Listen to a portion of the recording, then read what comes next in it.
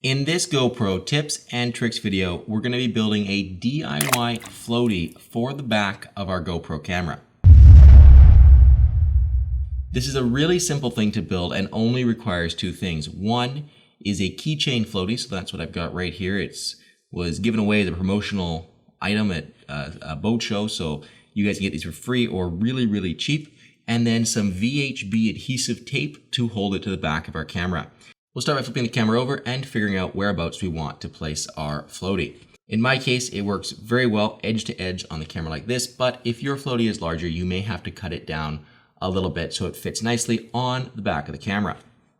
We then can go ahead and get out our VHB adhesive, figure out about how big we need our piece to be, and cut it off. We then just need to round the corner so it fits nicely onto the back of the camera. We can then go ahead, place this down on the back of the camera, give it a good push down, and then peel off the backing. Then we just take our floaty, place it onto our adhesive, and our mount is complete. The final step is testing to make sure that the floaty you used is large enough to float your camera. After making sure it is, you can experiment with some different mounts to find out what mounts it will float and what mounts it will not. As you can see, mine is large enough to float my camera, but fails when you add larger accessories such as the suction cup mount.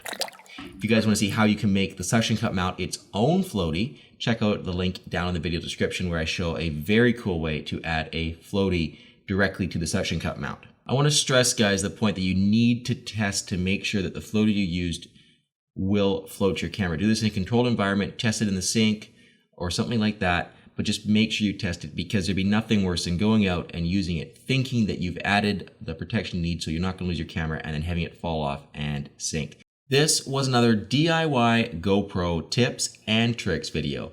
If you guys enjoyed it, please make sure you check out my channel for tons more videos and like the video.